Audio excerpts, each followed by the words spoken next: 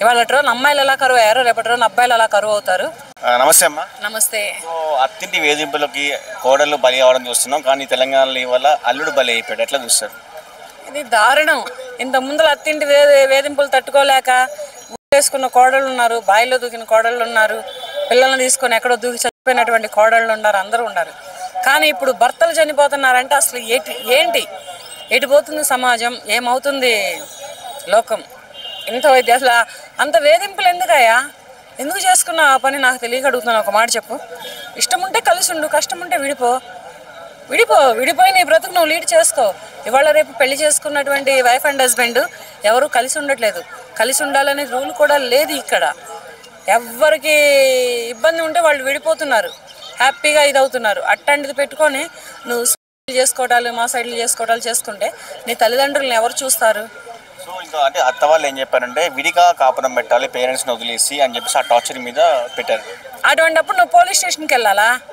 ఇప్పుడు మా అమ్మ మా నాన్నలు వదిలేసి రమ్మంటుందండి నా భార్య, నాకు నా తల్లిదండ్రులు కావాలి, నా తల్లిదండ్రులు లేకుండా నేను ఎక్కడి నుంచి వచ్చాను, మరి నా తల్లిదండ్రులు నాకు కావాలి, వాళ్ళని వదిలిపెట్టి నేను వెళ్ళనండి అన్న. నువ్వు పోలీస్ స్టేషన్కో లేదంటే పోలీస్ కౌన్సిలింగ్కి వెళ్ళినట్లయితే వాళ్ళు కౌన్సిలింగ్ ఇచ్చి నీకు న్యాయం చేసేవాళ్ళు.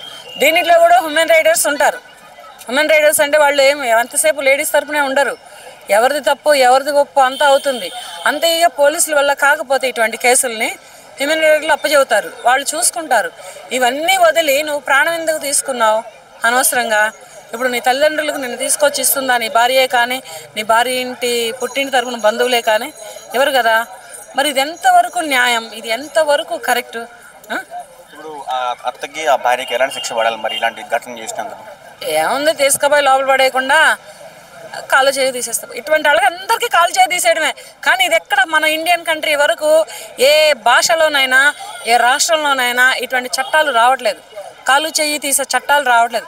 ఆ అబ్బాయిని ఎంత మానసిక వేదన పెడితే ఏంది? 22లో పెళ్లి చేసుకోవడం ఏంది? 25లో చచ్చిపోవడం ఏంది? మూడేళ్ళకి చచ్చిపోవడం కోసం పెళ్లి చేసుకునేది. పెళ్లి చేసుకునేది వైఫ్ అండ్ హస్బెండ్ ఇద్దరు కలిపి మంచి లైఫ్ లీడ్ చేసుకోవడానికి, అంతేగాని పిల్ల పాపలతోటి హ్యాపీగా గడపడానికి, తల్లిదండ్రులతోటి ఆనందంగా ఉండడానికి, అంతేగాని. అబ్బాయి వాళ్ళ పేరెంట్స్ పరిస్థితి ఏందమ్మా? అదే నేను అంటున్నా. వాళ్ళని ఏం చేస్తావు? వాళ్ళకి ఏం సమాధానం ఇద్దామని నువ్వు ఇటువంటి పని చేసుకున్నావు? వాళ్ళని ఏం చేద్దామని నువ్వు ఇటువంటి పని చేసుకున్నావు? నువ్వు వింటున్నావో, ఎక్కడ ఉంటున్నావో, నీకు ఎక్కడ న్యాయం జరిగిద్దని, ఎక్కడెక్కడ నీ ఆత్మ ఘోషిస్తుందో, నీ ఆత్మ తిరుగుతుందో మాకైతే తెలియదు. కానీ ఈ పని చేసి మాత్రం నువ్వు చాలా తప్పు చేసావు. ఇటువంటి పని చేయకుండా ఉండాల్సింది, కోర్టుకి వేయాల్సింది. నా తల్లిదండ్రులను వదిలి రమ్మంటుంది, నా తల్లిదండ్రులను వదిలి రమ్మంటుంది, రేపటి రోజు నా తల్లిదండ్రులు ఆశలు కావాలంటది, ఏంటి పరిస్థితి అని నువ్వు కోర్టుకి వేయాల్సింది సరిపోయేది. అలా కోర్టులకు వెళ్లకుండా, పోలీస్ స్టేషన్లకు వెళ్లకుండా ఎటువంటి పెద్దలు పంచాయతీ చెప్తారు, చెప్పినంత మాత్రం నువ్వెలా చేసుకుంటావు?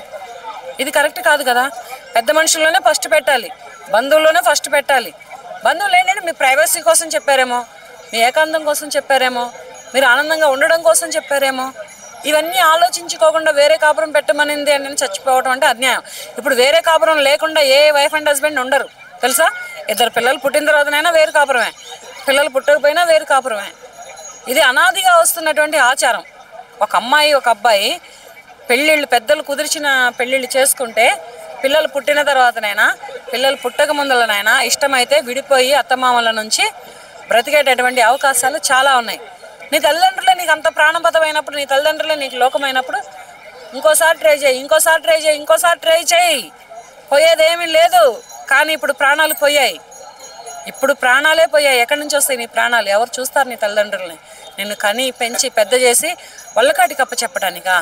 నీ తండ్రి నీకు తలకొరివి పెడతానికా? నీ తల్లి నిన్ను పట్టుకొని ఏడవటానికా? ఎందుకు చేసావు ఇటువంటి? చాలా తప్పు చేశాడు ఆ అబ్బాయి ఎవరో. కానీ ఈ వార్త వినగానే ఫస్ట్ మీకు ఎలా అనిపించింది? డిఫరెంట్ కదా, ఇప్పుడు అమ్మాయిలు చనిపోవడం చూస్తుంటాం, కానీ అబ్బాయి అల్లుడు చనిపోవడం అత్త మామూలు వేధింపులతో మీకు ఎట్లా ఫస్ట్ విన్నప్పుడు ఎలా అనిపించింది? కొత్తగా అనిపించింది ఫస్ట్. తర్వాత ఏంటంటే బాధగా కూడా ఉంది. ఎవరిదైనా ప్రాణమే, అమ్మాయిదైతే ప్రాణం కాదా, అబ్బాయిదైతే ప్రాణం కాదా? ఎవరైనా అమ్మ కడుపులో ప్రాణాలు పోసుకొని 9 నెలల తర్వాత బయటకు వస్తారు. వాళ్ళు ఎంతో ప్రాణంగా ఎంతో ఇష్టంగా పెంచుకుంటారు. అటువంటి బిడ్డలు ఇలా చిన్న చిన్న విషయాలలో తెలిసి తెలియక క్షణికావేశంలో ఓపిక లేక ఓర్పు లేక చేసుకుంటుంటే ఎంతవరకని చూస్తారు? ఇటువంటి మానసిక వేదన పెట్టి అతను ఆత్మహత్య చేసుకొని చనిపోయేలా చేసినటువంటి ఆ అత్తమామలనే కానీ ఆ భార్యనే కానీ వదలొద్దండి. వదిలితే మాత్రం ఇటువంటి ఇంకా పెరిగిపోతాయి రేపటి రోజున అబ్బాయి పెరిగిపోతాయి. ఇవాళ రోజున అమ్మాయిలు ఎలా కరువు అయ్యారో రేపటి రోజున అబ్బాయిలు ఎలా కరువు అవుతారు. ఇక ఇక వంశం అనేది నిర్వీర్యం అయిపోతుంది. దయచేసి ఆ పోలీసులకు ఒకటే చెప్పుకుంటున్నాను నేను, ఎప్పటికీ కూడా వాళ్ళని మాత్రం వదలొద్దు.